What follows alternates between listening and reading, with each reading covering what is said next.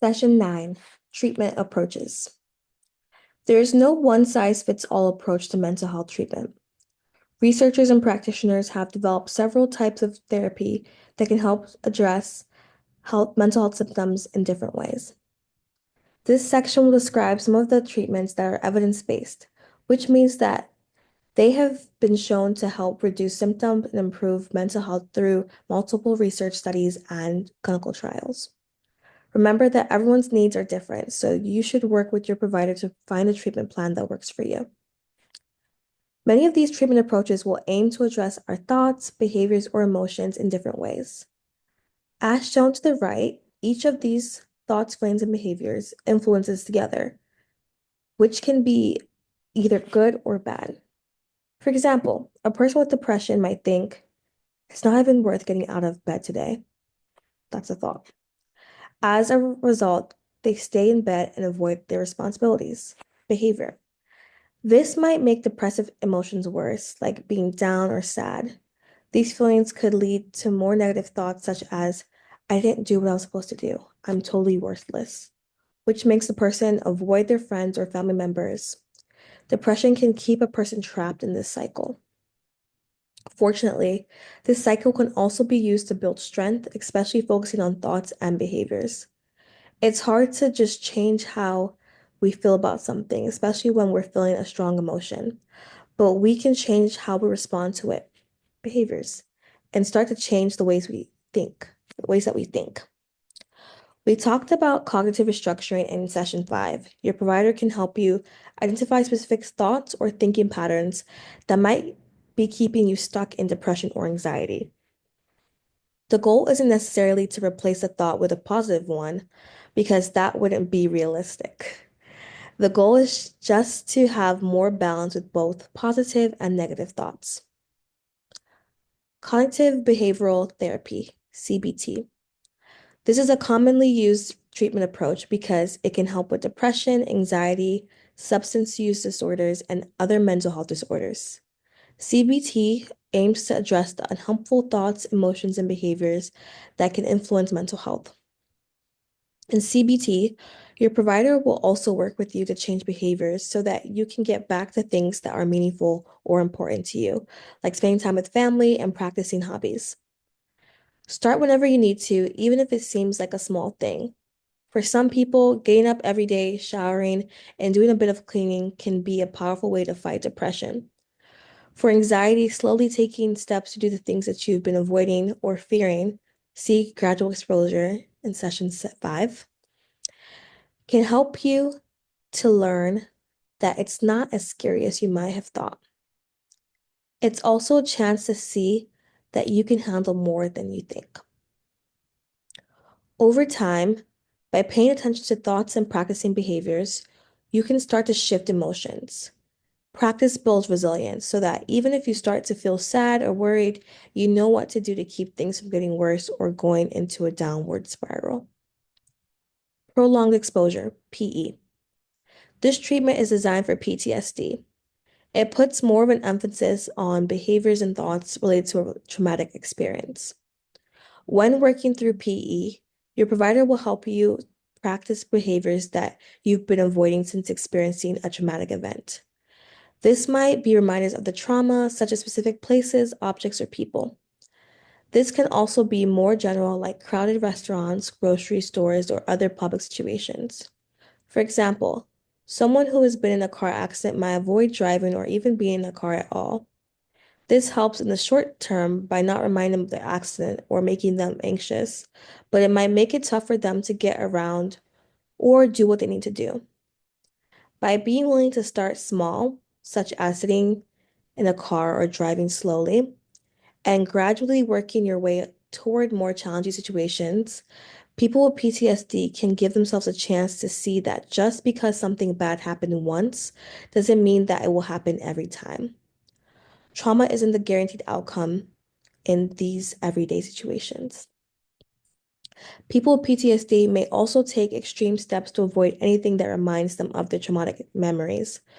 Of course, these are not easy things to think about, but it can also be exhausting to constantly try to keep pushing the memories away. People get frustrated or upset when the memories keep coming up, leading to other mental health challenges or substance use.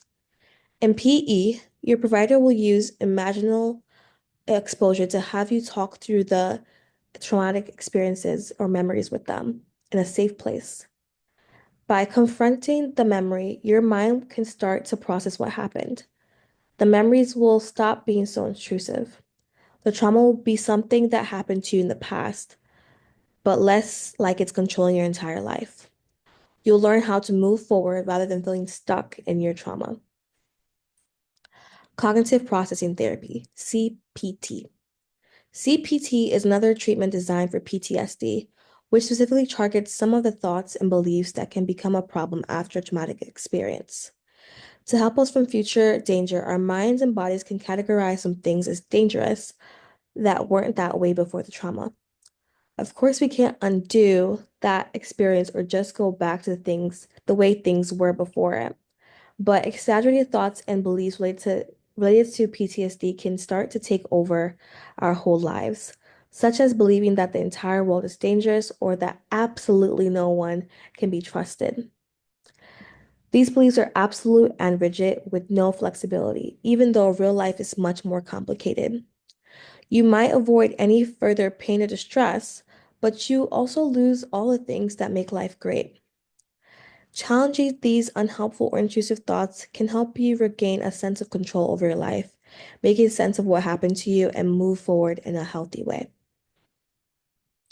Trauma-focused cognitive behavioral therapy, TFCBT. TFCBT is a treatment approach for children and adolescents who are recovering from a traumatic experience. Caregivers and families are also involved, and they actively participate to help their children to recover from post-traumatic stress symptoms through parenting skills and supportive interactions. While it's often geared toward PTSD, it can also be used to address depression, anxiety, or other mental health issues after trauma. Sessions are built around multiple phases that include stabilization, building coping skills, and learning to manage emotions, processing the trauma, and preparing for the future. Parents and caregivers also benefit as they have an opportunity to talk about their emotions and reactions to the child's traumatic experiences. Psychodynamic therapy. Many of the therapies discussed use a cognitive behavioral approach, which means they focus on creating better patterns in your current thoughts, feelings, and behaviors. Psychodynamic approaches delve into one's experiences in childhood and thoroughly and throughout early development. Understanding more about your life history and past experiences can help you understand more about unconscious thoughts and assumptions and unhelpful thinking patterns. This type of therapy can also help people to express themselves and to confront situations, thoughts, or feelings that they've been avoiding. Psychodynamic therapy is most often used for depression, anxiety, and relationship issues. Substance use treatments. Alcoholics Anonymous, AA. AA and similar programs like Narcotics Anonymous, NA, are some of the most widely known treatments for alcohol and substance use. These are often offered in community settings so they are sometimes easier for people to find and access. AA and similar programs are usually peer-led by someone who is in recovery themselves, so they have firsthand knowledge of what you're going through. The program will experience moving through the 12 steps, which help you to acknowledge problems, repair relationships, and stop using substances. Importantly, AA emphasizes complete abstinence from substances, for example, remaining sober, for the rest of one's life. Working through the 12 steps involves attending meetings, reading literature, and checking in with sponsors or other community supports. Contingency management. This approach uses rewards for positive behavior changes, such as decreasing or stopping substance use. Rewards can be vouchers or coupons that can be exchanged for physical items, gift cards, or services. This approach will also encourage abstinence from drugs and/or alcohol because getting a reward is based on objective tests like urine drug screening. Over time, the basis for rewards may shift to include other positive behaviors that move you closer to your goals. Acceptance and commitment therapy. The goal of this therapy is to learn to accept the challenges that you experience in life rather than fighting things you can't control or feeling like you have to fix things. Being more flexible helps to build resilience while also giving you space to let go of things that are outside of your control. This might include the stress or urges that make you want to use a substance. At the same time, this approach will encourage you to think about your values, interests, and goals. You'll find activities that help you fulfill those areas while accepting that cravings and stressors might still be around. This process can also be used for many other types of mental health challenges. Motivational interviewing. Motivational interviewing is often brief, 1 to 2 conversations with the provider. This approach will help you identify the advantages and disadvantages of changing or stopping your substance use. You'll also talk through what would happen if you continued to use substances in the same way you have been. This acknowledges that going through treatment is hard, but it gives you room to think through your own reasons why it's worth it. It will also help you recognize why continuing to use drugs or alcohol may be harmful to you based on your own experiences so far. The goal is not for the provider to give you advice or a lecture. Instead, they'll ask you questions and help you feel motivated to stop or reduce substance use and work towards recovery and well-being. Harm reduction. This is not a specific therapy. This is more of an idea and general approach, which suggests that there are alternatives to abstinence or total sobriety. Instead, if people are going to use substances, they should find ways to protect themselves from coming to greater harm, such as overdose. Providers using harm reduction methods will also ask about your goals, helping you come up with a step-by-step plan to reduce drug or alcohol use or use more safely so that you can meet your goals. While controversial, these methods acknowledge that there are a lot of reasons why people may start and stop substance use treatment. Harm reduction also considers that people may not feel ready to stop using completely, but still provides them with a way to work on their goals and reduce symptoms in a constructive way. Medications. Medications such as antidepressants can also help alleviate mental health problems by changing the brain chemicals that influence mood. Medication can also be used to help with substance use recovery, like helping to curb cravings. Medications can sometimes take a few weeks to take effect, so be patient and make sure to follow your provider's recommendations. Talk to your provider about any positive changes or negative side effects that you experience. They should work with you to find the right medication and dosage to maximize benefits and minimize side effects.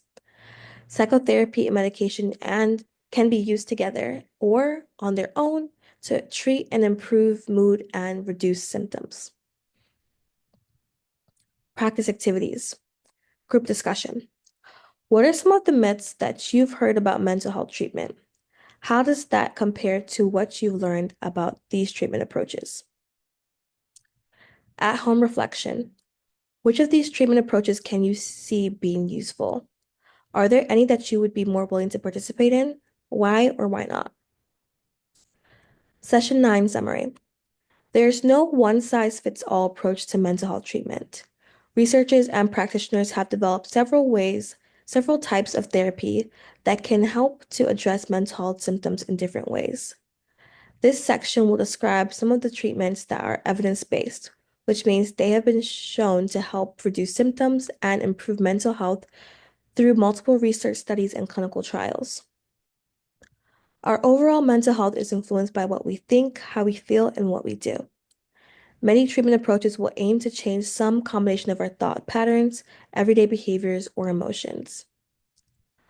Cognitive behavior therapy, CBT, is a commonly used treatment approach because it can help with depression, anxiety, substance use disorders, and other mental health disorders.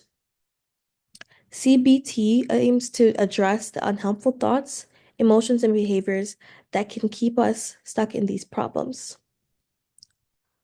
Prolonged exposure, PE, and cognitive processing therapy, CPT, are two treatments for PTSD. These can help by getting people back to any behaviors, example, driving, socializing, that they might have been avoiding since their traumatic experience, or by untangling some of the thoughts and beliefs that can become a problem after a traumatic experience. Trauma-focused cognitive behavior therapy, TFCBT, is a treatment for children and adolescents who are recovering from traumatic experiences. They learn skills to cope, manage emotions, process the trauma, and plan for the future. Caregivers and families are also involved, learning parents and supportive skills to work together with their child. Psychodynamic therapy can be useful for depression, anxiety, and interpersonal problems. This approach explores a person's experiences in childhood and throughout early development to find unconscious thoughts, unhelpful thinking patterns, and things they may be avoiding. There are many substance use treatments available, including Alcoholics Anonymous, AA, contingency management, acceptance and commitment therapy, motivational interviewing, and harm reduction. Providers may use a combination of these approaches with or without other treatments to help meet the needs of people with mental health and substance use disorders.